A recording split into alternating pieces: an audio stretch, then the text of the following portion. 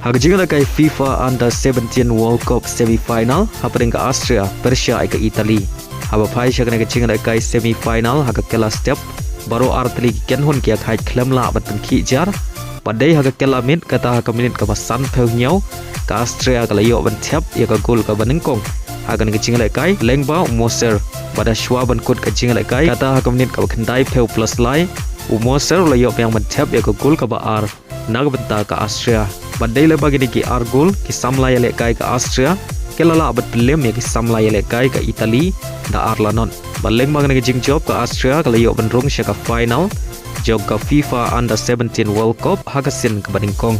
hagway par ke jing le kai semi final happening ke Portugal Persia ke Brazil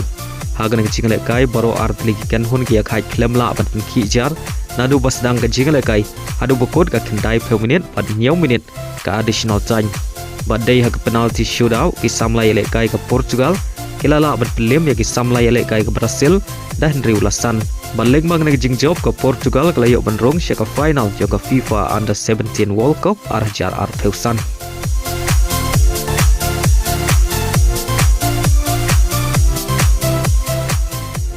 Haga jinga kai Premier League hapring ke Manchester United Persia ke Everton haba pai shagna ke jinga kai ke Everton ka hapni le kai satang peungon nadu ke minit ke bekat lai hadin baurang le kai ujung ka oleh opediang ya karetkan badai haga minit ke bar peusan ke Everton ke liau penten ki jar ningkong lengbau kirnan badai lama ke shigul kirang le kai ke Manchester United ki klem la shu ban siu kuliang hadu bukut ke jinga kai haga baga Everton kalau khur ke nam job haga ke jinga kai da shigul lanon.